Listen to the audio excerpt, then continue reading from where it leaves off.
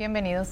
Estamos con Miguel Fernando Azcoaga, director del Museo Histórico de Corrientes, historiador y experto en cementerios históricos de Corrientes, quien escribió este libro, Las muertes de Corrientes, historia y patrimonio cultural de sus cementerios. Bienvenido, Miguel. Hola, gracias. Gracias por su tiempo. Al contrario, a ustedes. Podemos empezar hablando un poco sobre el cementerio de San Cosme. ¿Por qué se toma la iniciativa de crear un cementerio en este lugar? Hablamos del cementerio de San Cosme. Bueno, el pueblo de San Cosme es del año 1806 y tenemos constancia de que su primer cementerio es el que hoy subsiste, pero en ruinas. Es decir, podemos decir al día de hoy que ese cementerio es el más antiguo del que se conserva, aunque en estado ruinoso, toda la provincia de Corrientes. Es el más antiguo. No está más en uso desde el año 1939, pero se crea ese cementerio como, digamos, el cementerio de la población. Y estuvo vigente, creemos nosotros, desde 1806 hasta 1939. Hoy día, ese cementerio conserva un patrimonio muy importante, que no sé si habría que decirlo, pero yo creo que sí. Hay que tomar la decisión de hacer algún tipo de intervención para conservar lo que está. Esas ruinas. Claro, porque de lo contrario ha sido expoliado durante mucho tiempo, en algunas ocasiones especialmente, fue digamos, atacado, fue asaltado porque se llevaban piezas de su patrimonio, pero bueno, lo que ha sobrevivido, lo que quedó, que está en ruinas, debería ponerse en condiciones porque hoy es un lugar turístico. Claro. ¿Qué cambios produce tener un cementerio en una sociedad, en este caso en la de San Cosme? Yo creo que para conocer una sociedad, conocer un pueblo, una identidad, hay que visitar algunos puntos esenciales de ese lugar. La iglesia, el casco histórico del pueblo, el museo si existe, y el cementerio. Allí está expresado en el cementerio, como el de San Cosme, el pensamiento, la concepción de la vida y de la muerte. ¿Cómo vemos eso? A través de los epitafios, a través de las expresiones que uno ve en la estructura, en el patrimonio que nos ha quedado, a través de los mensajes, de las leyendas, incluso en los epitafios cuando se escribe, digamos, hoy decíamos con falta de ortografía, no, se escribe de la forma y manera en que se hablaba. En aquel momento. En ese momento. Entonces todo eso nos está llevando en el tiempo a esa sociedad y nos permite conocer una sociedad a través de la concepción de la vida y de la muerte de esa sociedad. Que estamos hablando de 1800... Estamos hablando del siglo XIX concretamente. Y estamos hablando de una época en que hoy día, bueno, San Cosme forma parte del Gran Corrientes, digamos, de la zona céntrica, dentro de la capital. Pero pensémoslo hace 150 años, 200 años, irse de este lugar a, por ejemplo, a este pueblo o a cualquier otro pueblo de la provincia, cuanto más lejos, más todavía, es como que se perdía la gente. Es decir, eran otras realidades dentro de una misma identidad. Claro. Entonces tenemos ese tipo de valores. Interesante. Siguiendo por esta misma línea de tiempo, ¿en qué condiciones se daba una sepultura antes de 1805? En esta zona. Claro, de acuerdo a los testamentos, que hay, por fortuna, hay muchos en el Archivo General de la Provincia. Digamos de paso que el Archivo General de la Provincia es el segundo o tercero más antiguo del país. Hay documentos de 1570 y hay una colección muy importante que se llama Judiciales y Protocolos, que son varios tomos. Allí uno encuentra los testamentos. En los testamentos los correntinos pedían, estamos hablando de 1500, 1600 hasta el 1825 inclusive. ¿Qué pedían? Pedían ser sepultados en la iglesia de su devoción. Es decir, no había cementerio público. No había lo que conocemos hoy como los cementerios de los pueblos. Entonces la gente, la población, encontraba sepultura en los conventos, en las iglesias, en las hospederías, la de Dominico, por ejemplo, que estaba acá cerca, y de acuerdo a su devoción. Entonces, ¿qué eran esas sepulturas? Si estaban dentro del templo, eran más importantes las personas. Habían familias que eran muy importantes y tenían sus capillas. ¿Qué eran las capillas? Los altares laterales donde tenían sepultura varios miembros de la familia. Porque estaba el concepto de que cuanto más cerca del altar estaba, más cerca el alma estaba del cielo, del paraíso. Mira. Claro. Eso permanece, va en tierra, ¿no? Eso permanece hasta 1825, 26, 27, en que se dicta la primera ley de la provincia disponiendo la prohibición de enterramiento dentro de los templos o de los conventos.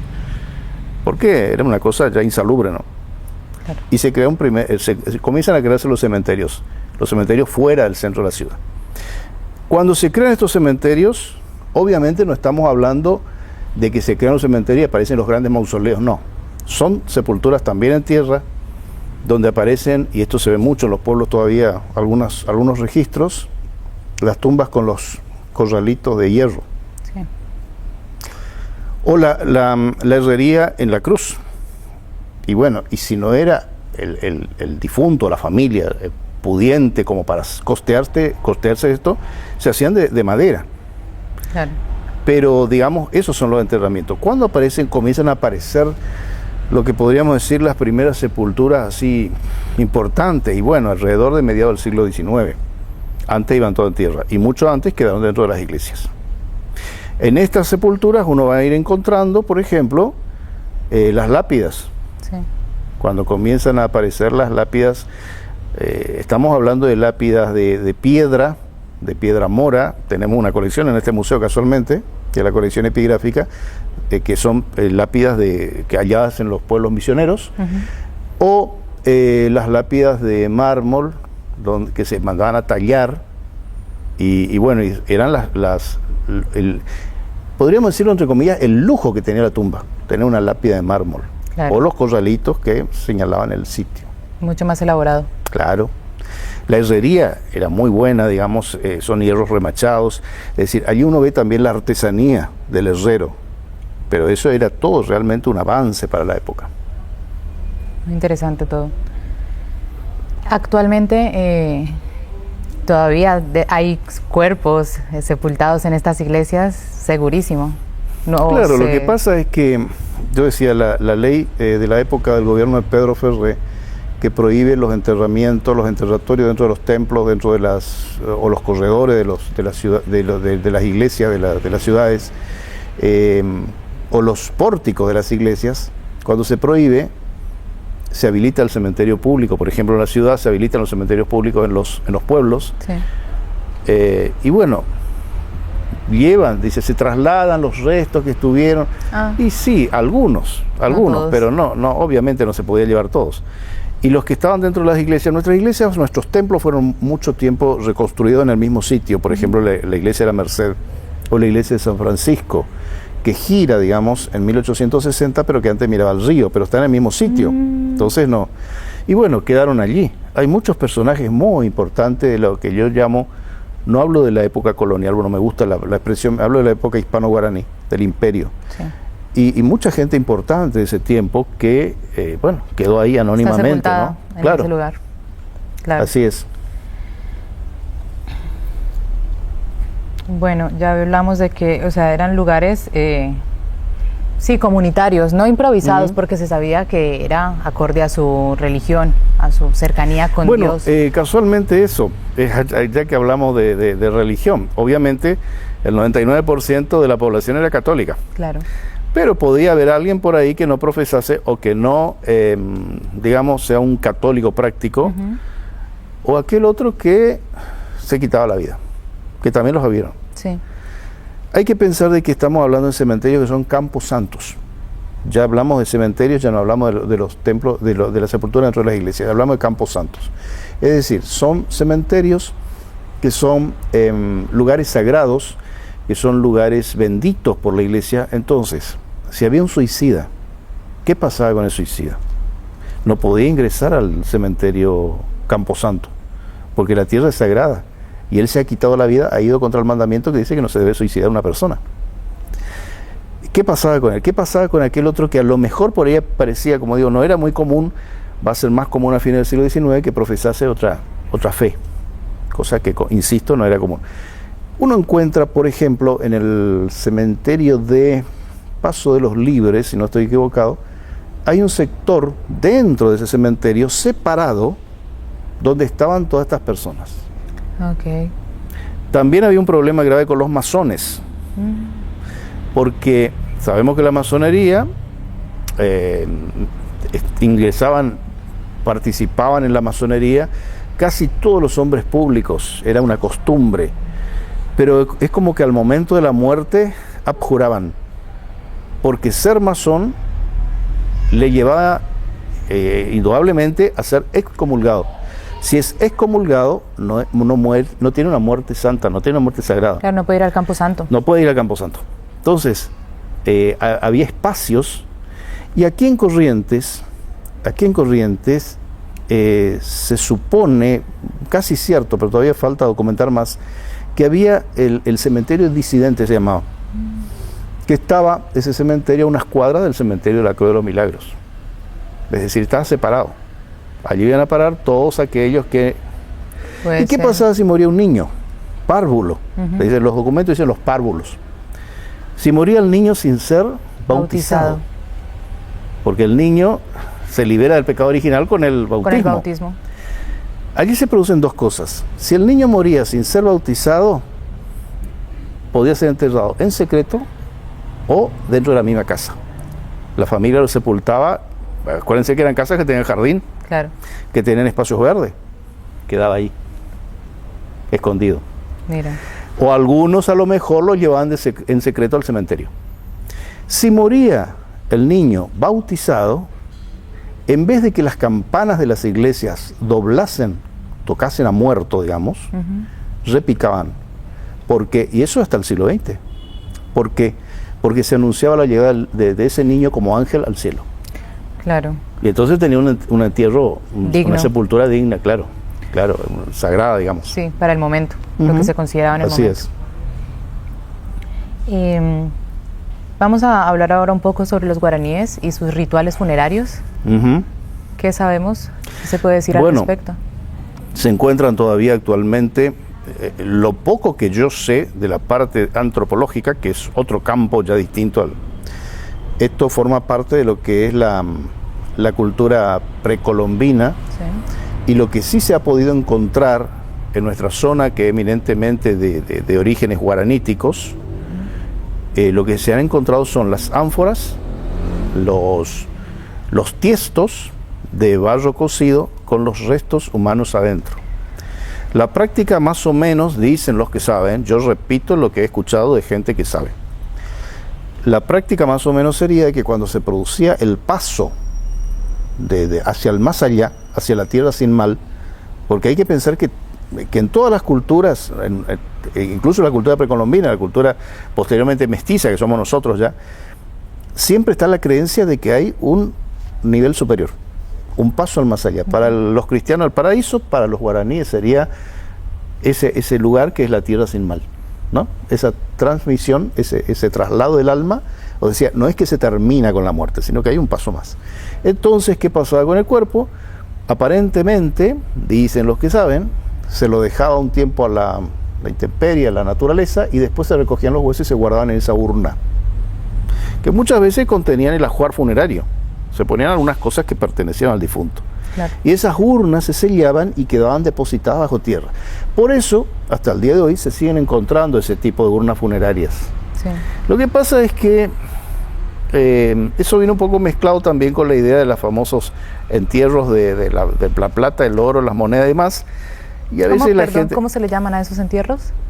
¿Cuál? Los de cuando se encuentran ese tipo de... plata y oro. Sí. Se les dice entierros. Ah, entierros. Entierros. Ah, okay. Encontró un entierro, dicen. Un entierro. Que también viene con toda con una fantasía, una mitología, toda una historia detrás, porque si es, si no es, para el que lo encuentra, ¿no? Claro, bueno, sí. Esa es otra cosa. Pero generalmente, cuando se suponía, por ejemplo, qué sé yo, se producían lampos de luz así en el campo, que sabemos de que hay los efectos tanto en huesos como en metales, eso producen ante determinadas circunstancias del medio ambiente. Sí. Entonces por ahí iban a buscar, creyendo que iban a encontrar las monedas de oro guardadas por vaya a saber quién en algún momento, por ejemplo en la época de las luchas civiles, la guerra del Paraguay y demás, y se encontraban con una urna con restos humanos. Entonces ¿qué hacían? Tiraban, digamos. Ese era el concepto. Claro. Y ahí, así se perdió mucho. Pero es producto de ese enterramiento, ese enterratorio guaranítico, aborigen, en ese viaje, a esa espera del, digamos, de dejar los restos de quien ha partido hacia otro plano. Bonito. De eso tenemos muchos testimonios, ya digámoslo de paso, en el Museo de Arqueología y Antropología de la provincia, de Casa Martínez. Allí hay urnas incluso con restos humanos. Buenísimo. ¿En qué se diferencia, volviendo al cementerio de San Cosme, este cementerio con los demás de la provincia? Aparte que es, por lo que entiendo, el primero. Es como decíamos anteriormente, es el más antiguo que se conserva en ruinas después de haber sido abandonado en su uso, lo que llevó adelante una pérdida de patrimonio. ¿En qué se diferencia? Yo creo que no se diferencia demasiado en los demás. Tal vez en el hecho de que se conserve más en estado original, digámoslo así, porque dejó de usárselo en 1939. Quedó abandonado, esa es la verdad. Mientras que en otros lugares, por ejemplo Itatí, que tiene el cementerio de 1856, el actual, se ha seguido usando, y entonces eso también generó una pérdida del patrimonio porque fue desapareciendo lo más antiguo, digamos, para dar más paso a lo que después vino. Pero en otras cosas prácticamente es muy curioso, muy parecido a los demás cementerios. Incluso hay algunos hechos anecdóticos. Hasta hace unos años había una cruz en el cementerio de San Cosme, donde en el latón donde estaba el breve mensaje que se dejaba sobre esa persona, había una que decía: aquí yace fulana de tal, ella se dedica a este recuerdo, ella. ¿Por qué? Porque en vida ella se había mandado a hacer su tumba. O sea, ella se dedicó faltaba poner la fecha nomás. Y en el cementerio de San Roque, por ejemplo, hay una tumba que sería bueno que la vean, dice: aquí yace el señor fulano de tal, lejos de su pérfida esposa y sus peores hijos. Entonces uno se encuentra con esas cosas que realmente son localismos muy originales. Sí. Pero ¿en qué se diferencia? Yo creo que no se diferencia más que en estas cosas. Claro, detalles. Detalles. En lo demás es prácticamente lo mismo. Se entiende. Ahí está eso. ¿Qué relación tuvo la invasión paraguaya de 1865 y la guerra de la Triple Alianza con el uso del cementerio de San Cosme? Hay una historia que yo no la puedo documentar, no la puedo corroborar, pero hay una historia que dice que en plena guerra del Paraguay, ustedes saben que la guerra prácticamente comienza acá, en Corrientes. Sí. La invasión del Jueves Santo 13 de abril del 65 es el disparador para la guerra. Los paraguayos permanecen en territorio correntino todo el año 65, 66 y hasta creo que en el 67 terminan de irse, expulsados. Es lógico entender que en ese tiempo hubieron muertos, porque habían enfrentamientos. Hay una historia que dice, y que yo no la puedo corroborar documentalmente, que el cementerio antiguo de San Cosme tiene restos de excombatientes, de combatientes de la guerra. Es decir, fueron sepultados allí. Como digo, yo no puedo saber si eso es así, habría que ver los registros. Pero no es descabellado pensar de que sí, que pudo haber ocurrido eso, porque obviamente en algún lugar tenían que darle sepultura. Claro. Y si había un cementerio, había tierra sagrada, había un camposanto, iban a parar allí.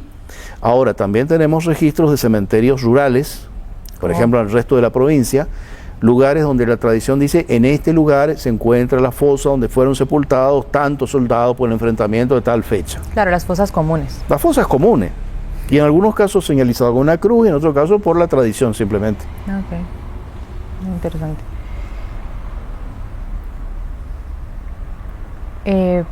Sobre ciertos personajes históricos de la provincia, ¿puede compartir alguna historia o alguna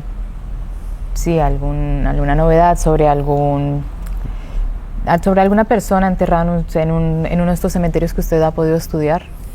Bueno, el caso de Verón de Astrada es curioso porque Genaro Verón de Astrada, gobernador de Corrientes, muere en la batalla de Pago Largo el 31 de marzo de 1839 de una manera atroz como todo su ejército, pero se ensañan particularmente con su cadáver, ¿no? E incluso estando vivo a él le extraen parte de la piel de de la espalda, que está toda esa historia que se hizo de una manera para Rosa y qué sé yo. Lo cierto es que queda el cadáver allí y alguien recoge los restos del gobernador Verón de Astrada. Imagínense, estamos hablando del campo de Pago Largo, cerca de Curuzucuatiá, en el centro sur de la provincia. Alguien anónimamente recoge esos restos mutilados, totalmente destrozados, los meten, no sé, en un costal, en una bolsa, vaya a saber qué, y los trae en secreto a la capital, a esta ciudad. ¿Para qué? Para entregárselo a sus hermanas. Ese hecho se produce en una madrugada X de un tiempo X. No sabemos si fue inmediatamente después, porque algunos dicen se recogieron los restos, se guardó en la iglesia de Curuzucuatiá, después se los trajeron. Otros dicen no, se los trajo directamente. Bueno, en alguna forma llegaron a la capital. Las hermanas reconocen los restos de Genaro Verón de Astrada, incluso el cabello rubio de él. Por ahí se extraen rizos, es decir, rulos de la cabellera. Porque era costumbre guardar de los muertos algo. Entonces se hacían, por ejemplo, los cuadros bordados. En medio del bordado, de la tela bordada, estaba el cabello del muerto. Entonces allí viene el famoso rizo de Genaro Verón de Astrada, que el que tenía la familia, se cortaban varios, pero el que tenía la familia lo tenemos acá en el Museo Histórico, de un pedacito de él. Bueno, ese cadáver en secreto, destrozado, desarmado, seguramente en una caja, no sé, en una bolsa, voy a saber qué, la familia, las hermanas lo reciben, lo reconocen, y en secreto, muy de madrugada, de noche, por miedo también a los enemigos del gobierno, porque estábamos bajo el poder rosista en ese momento, se lo llevan al cementerio de la Cruz de los Milagros y queda sepultado en la tumba de su madre. Recién después de 1850, la familia puede costearle y declarar, digamos, que ahí están los restos de él. Claro, permanecía en secreto. Estaba en secreto. Esa lápida que conservamos acá, que dice: bajo esta triste rosa yace una tierna madre y un hijo de su cariño y exemplar respeto, dice. No ejemplar, exemplar respeto. Genaro Verón de Astrada, esa lápida la costea a su familia después, mucho después de que se lo puso allí. Y de hecho que en 1910 se hace la exhumación y se le hacen los grandes honores como Martín, prócer, héroe y demás. Y están en la catedral. Esa es una de las historias. Otra historia es cuando muere el presidente Santiago Derqui, que ustedes saben que fue el segundo presidente constitucional de la Argentina, de la Confederación Argentina, después de Urquiza. Estaba casado con una señora García de Cosio. Vivía en Corrientes este señor, el doctor Derqui, Santiago Derqui, y se muere. El problema es que él es masón 33, que es el grado máximo que puede llegar el masón. Entonces se le niegan los oficios religiosos, se le niega entierro en lugar sagrado. Claro. Y estuvo 3 días insepulto el cuerpo, porque no podía ingresar al cementerio de la Cruz, porque los cementerios manejaba la iglesia.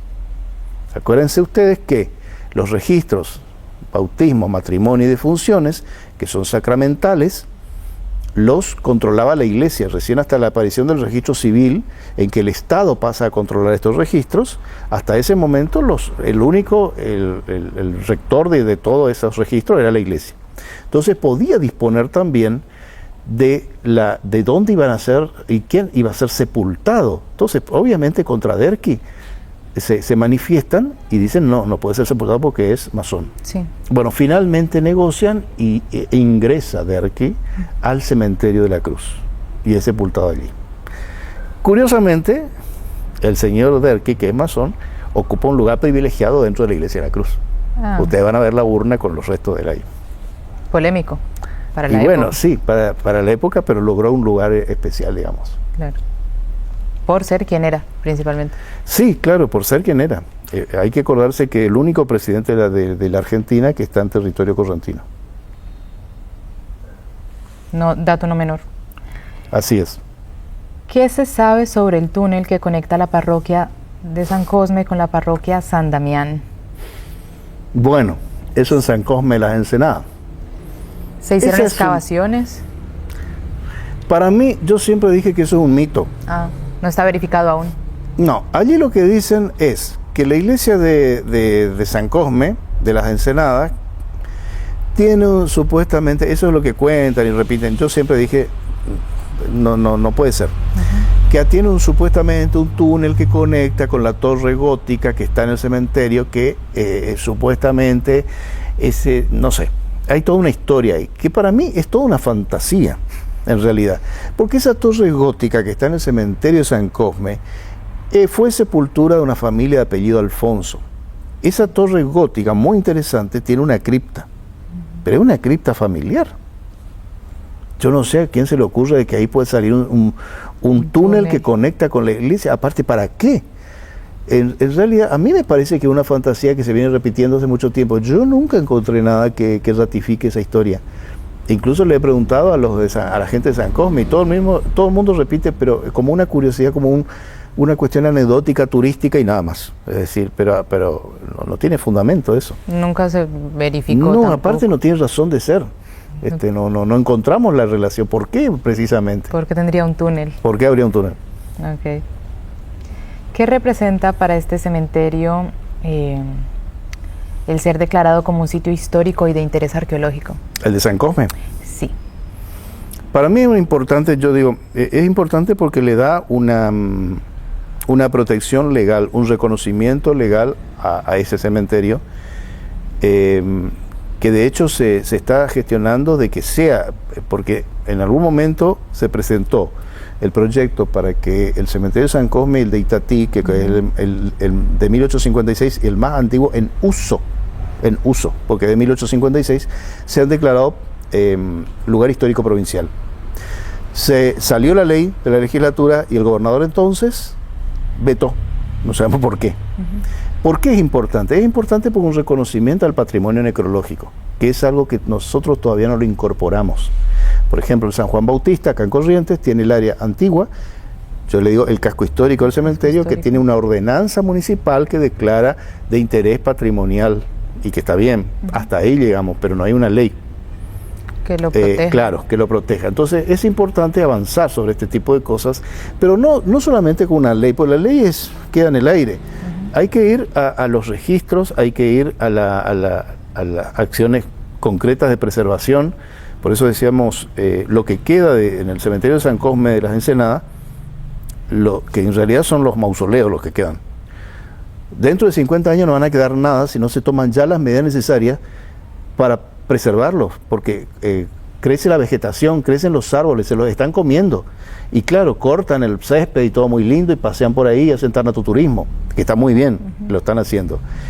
Pero hay que hacer algo más, porque lo contrario se va a ver. ¿Cómo qué? ¿Cómo qué tipo de cuidados para preservar? Y hay que ver, de mantener que eso no termine siendo una ruina y que termine de desaparecer. Claro. Porque mucho desapareció. Pero entonces hay que detener lo que quedó, hay que conservar de alguna forma, para lo cual tienen que intervenir los técnicos, los profesionales. No se trata solamente de limpiar la maleza, sino de evitar que todo eso siga destruyéndose, siga viniéndose abajo. Hay tumbas muy interesantes que están quebradas, las lápidas están quebradas, las que sobrevivieron, porque fue un cementerio expoliado por algún funcionario municipal que comerciaba con las lápidas, con las rejas, vio el negocio, digamos, claro, en algún momento. Estamos hablando de los años 50, 60. O sea, se perdió muchísimo del lugar. Se perdió mucho, pero se pierde mucho en los cementerios patrimoniales de la provincia. Pasa eso. Porque todavía no está incorporado en los planes de gobierno de los municipios tampoco. Entonces se habla de esto y es una cosa media... Sí, una pena. Sí. Bueno, porque se deben preservaciones. Bueno, una pregunta que se aleja un poco sobre la temática, pero que data de la misma fecha, es 1800 algo. ¿Qué hay de cierto sobre la asunción de la presidencia de Bartolomé Mitre en Corrientes, en San Cosme? No tengo idea. ¿En San Cosme? Porque, claro, pero Bartolomé Mitre, cuando va a dirigir el ejército, digamos, dentro del ejército aliado, de la fuerza aliada, mejor dicho, él tiene que delegar el mando. En esa época se delegaba el mando. Claro. No. No, quedaba el vicepresidente. Lo mismo que cuando el gobernador de la provincia salía de campaña, que no era como que hoy me voy y vengo en el mismo día porque tengo un helicóptero, un avión, lo que fuera. En aquel momento salían meses afuera de la capital. Entonces, ¿qué hacían? Delegaba, quedaba un gobernador delegado. En el caso de Mitre, él delega al mando de su vicepresidente. Así que hasta ahí yo sé, no escuché otra cosa, ¿no? Sí, de que en San Cosme está la casa que dicen la casa de Mitre, porque ahí supuestamente pernoctó Bartolomé Mitre, se quedó, no sé, 1 o 2 días, no sé cuánto tiempo habrá estado, pero esa es la casa, llamada la casa Mitre, que hoy es museo. Ahora, lo demás, desconozco. Okay. Bueno, muchas gracias. Ahora, ¿quiere contarnos un poco sobre usted? ¿Por qué esa fascinación por los cementerios, por todo este mundo de los no vivos? Yo voy al principio a lo que dije. Creo que para conocer un pueblo, una ciudad, una sociedad, hay que ver esos lugares. Si hay museo, hay que ir al museo. Un pueblo antiguo, una ciudad antigua, tiene necesariamente un casco histórico. En algunos casos serán más amplios, otros serán más reducidos, más pequeños. Los templos, las iglesias, son lugares históricos por naturaleza, por lo que tienen y por lo que representan. Y los cementerios, allí está concentrada la identidad de un pueblo, la identidad que va cambiando necesariamente, las costumbres van cambiando. Hoy día la visión que se tiene sobre la muerte no es la misma que se tenía hace medio siglo atrás. Uno ve las crónicas, lee las crónicas en los diarios de la época. 1 y 2 de noviembre se pasaban el día en el cementerio, dormían en el cementerio y iban a visitar a sus muertos. Es decir, era un visiteo constante, dicen los diarios de la época. Todo el tiempo salía el tranvía, por ejemplo, de acá de lo que es la Plaza Vera actualmente, que era el mercado.